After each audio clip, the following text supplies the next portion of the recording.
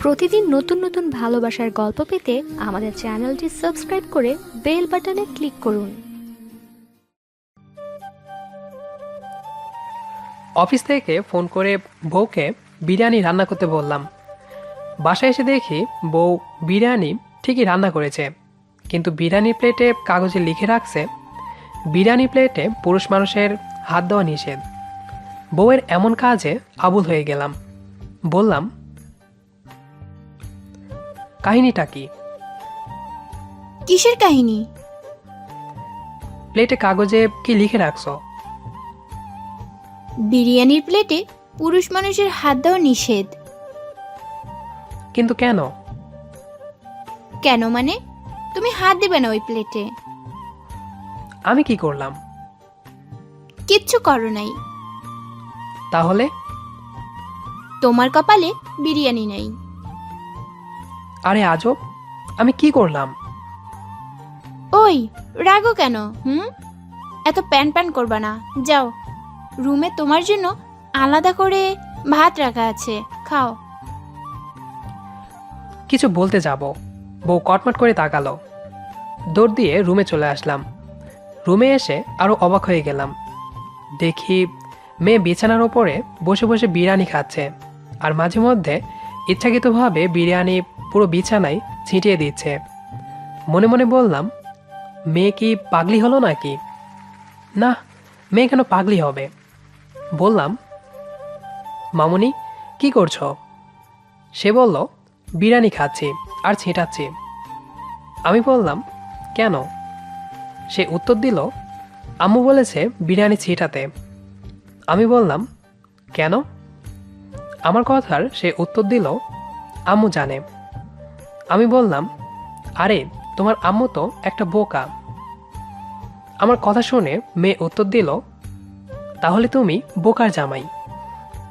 High রে, মেয়ে দেখি মায়ের মতোই হয়েছে। বুঝছি এদের সাথে কথায় পারা যাবে না। বউয়ের কাছে গেলাম, দেখি গপাগপ বিরিয়ানি খাচ্ছে।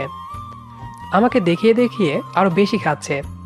মনে মনে বললাম, হারামজাদি, ঠাডা পড়বে, জামাইকে রেখে বিরিয়ানি খেলে। বউ বলল,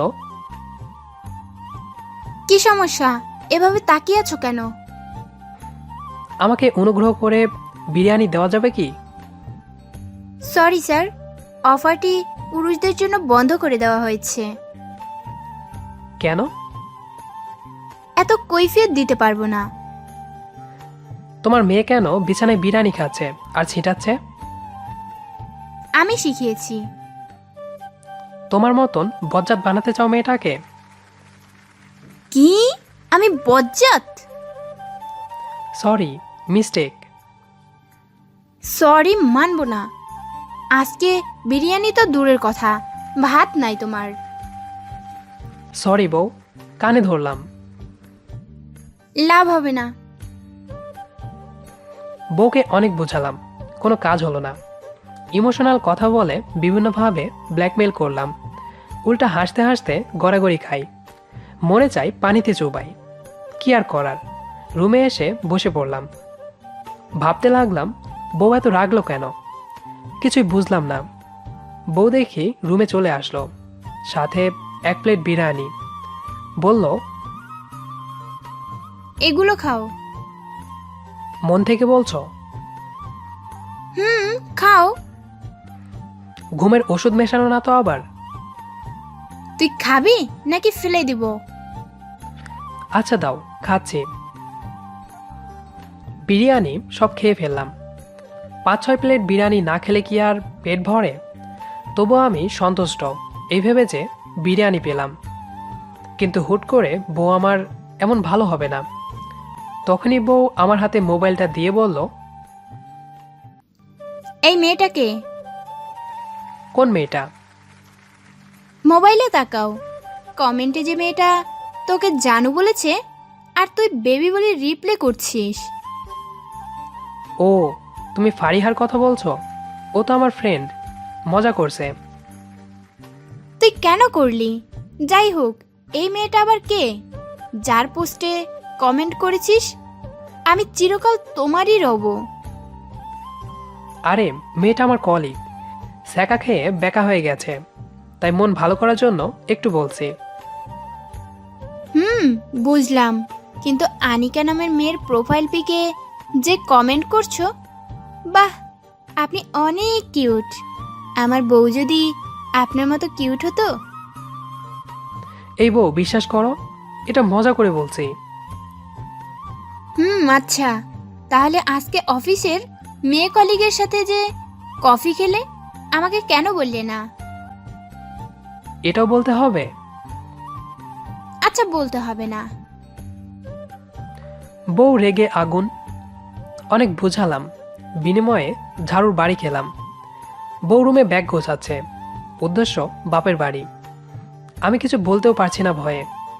বললাম, সরি, আর ভুল হবে না। চুপ হারামি, আমার সাথে কথা বলবি না। হঠাৎ মেয়ে বলল, আম্মুর সাথে কথা বললো না আব্বু। আমি বললাম, কেন? মেয়ে উত্তর দিল, আরো মারবে তোমাকে। আমি আবুল হয়ে গেলাম। এমন মেয়ে আমার, তাও মায়ের পক্ষে। অনেক বোঝানোর পর বউকে কোনো রকম আটকালাম। শর্ত দিল বাসার সব কাপড় আমাকে ধুতে হবে, নইলে বুঝতেই পারছেন কি আর করার। এখন আমি সব কাপড় নিয়ে ধুতে যাচ্ছি। এদিকে মা মেয়ে টিভিতে কার্টুন দেখছে, আর আমার কীর্তি দেখে হাসছে। কাপড় ধুচ্ছি। পাশের রুম থেকে মেয়ে বলল, আব্বু, আলসামি করো না, নইলে নানুর বাসায় চলে যাব। আমি কাপড় ধোয়া বাদ দিয়ে পানির নিচে মাথা দিলাম। নিজের গরম মেজাজটা ঠান্ডা করার চেষ্টা করছি। এরপর আবার বাকি কাপড়গুলো ধুতে হবে, কিন্তু আর এমন ভুল করব না। কিছুক্ষণ পর বউয়ের রাগ ভাঙলো। আমার মেয়ে এসে আমাকে ডেকে নিয়ে গেল, তারপর আবার বিরিয়ানি খেতে দিল। আসল কথা, বউ রাগী হলেও সেই আপনাকে সবচেয়ে বেশি ভালোবাসে। তার ভালোবাসার কদর করুন, তাকে সময় দিন, আর ভালোবাসায় ভরিয়ে দিন প্রতিটা সময়, প্রতিটা মুহূর্ত।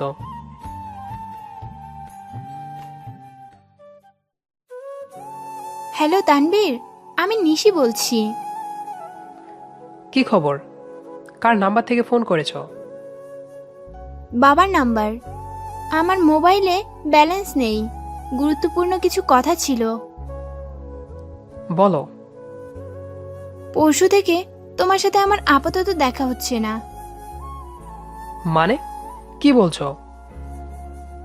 বাবা সিলেটে বদলি হয়েছেন, তার সাথে আমাদের ফ্যামিলির সবাইকে সিলেটে যেতে হবে। এসব কি বলছো? যেটা ঘটতে যাচ্ছে সেটা বলছি। তোমার জব?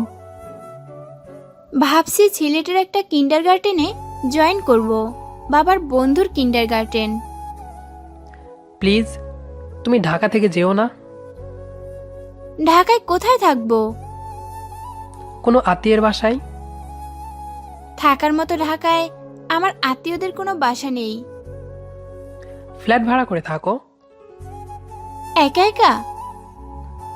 তুমি চাইলে আমি তোমার সাথে লিভ টুগেদার করতে পারি। ফাজলামো করবে না। I am serious. পারলে না তো একটা চাকরি খুঁজে বের করতে?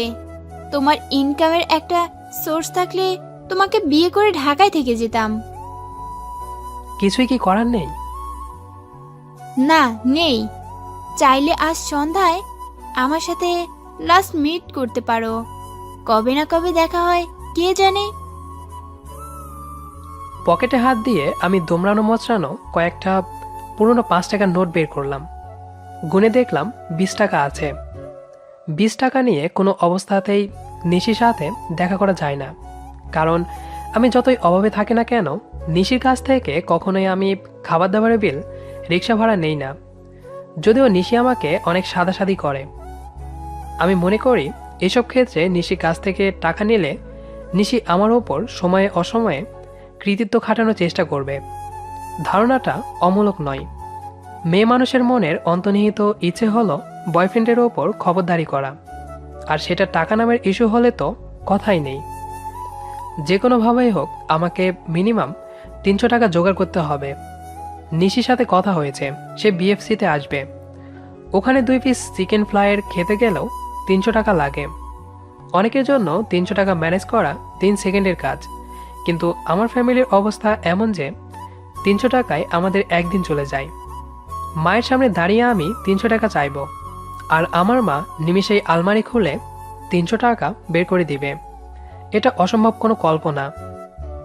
এমন সময় এলাকার এক ছোট ভাই এসে আমাকে জানালো তার বড় বোনের নাকি একটোপিক প্রেগনেন্সি হয়েছে, প্রচুর রক্তক্ষরণ হচ্ছে, অপারেশন না করালে নাকি সে বাঁচবে না, আর অপারেশনের জন্য দরকার ও পজিটিভ ব্লাড।